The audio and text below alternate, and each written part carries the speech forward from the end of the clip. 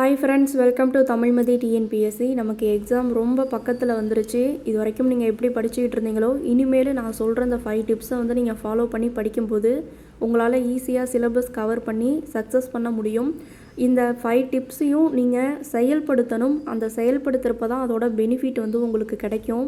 Number 1, evening 7 o'clock to morning 7 o'clock வரைக்கும் உள்ள இந்த 12 ஹவர்ஸில் 4 ஹவர்ஸாவது நீங்கள் படிக்கிறதுக்கு யூஸ் பண்ணிக்கோங்க. அது நைட் ஸ்டடியோ மார்னிங் ஸ்டடியோ உங்களோட விருப்பத்தை பொறுத்து. இந்த டைமில் நீங்கள் படிக்கும்போது உங்களுக்குள்ள ஆட்டோமேட்டிக்காக ஒரு செல்ஃப் கான்ஃபிடென்ட் வரும்.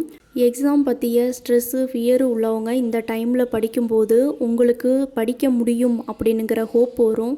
Number 2, daily minimum 100 questions, maximum 200 questions படிங்க. அது ப்ரீவியஸ் இயர் கொஷின்ஸாக இருக்கலாம், இல்லை உங்களுக்கு இம்பார்ட்டண்ட்டாக தோன்ற questions, years, articles, formulas, any 100 or 200 வந்து படிங்க.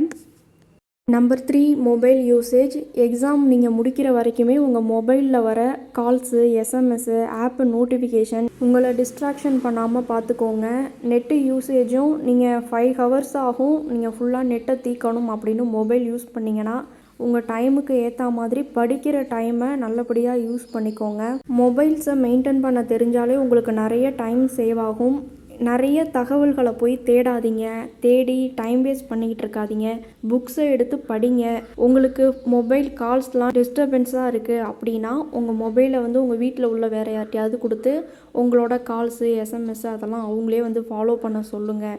ஏன்னா மொபைல்ஸ் இல்லாமல் நம்மளால் இருக்க முடியாது. எல்லாத்துக்குமே நம்ம மொபைலில் தான் யூஸ் பண்ணிக்கிட்டு இருக்கோம். Number 4, healthy and food habits. காலையிலேயே ஒரு 10 இட்லியை சாப்பிட்டுட்டு படிக்க ஸ்டார்ட் பண்ணிங்கன்னா கண்டிப்பாக படிக்க முடியாது. ஒரு மயக்கத்திலேயே தான் இருக்க முடியும். அதனால் எந்த சாப்பாடு சாப்பிட்டா உங்களுக்கு வந்து தூக்கம் வரல, படிக்கிறதுக்கு ஹெல்ப்ஃபுல்லாக இருக்குது, அந்த மாதிரி ஃபுட்டை எடுத்துக்கோங்க. உங்கள் பாடியும் டயர்டாகாமல் படிக்கிறதுக்கான ஃபுட்டு நீங்கள் எடுத்துக்கிறப்போ உங்களையே அறியாமல் ஆட்டோமேட்டிக்காக உங்களோட மனசு, உடம்பு ஒத்துழைச்சி நீங்கள் படிக்க முடியும். Number 5, clarity. உங்களோட மனசு தெளிந்த நீரோடை மாதிரி இருக்கணும். குழப்பத்துக்கு போகக்கூடாது.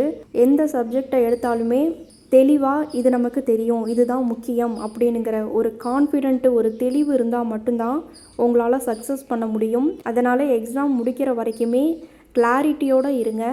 இந்த 5 டிப்ஸும் உங்களுக்கு யூஸ்ஃபுல்லாக இருக்கும்னு நினைக்கிறேன். ஓகே ஃப்ரெண்ட்ஸ், தேங்க்ஸ் ஃபார் வாட்சிங்.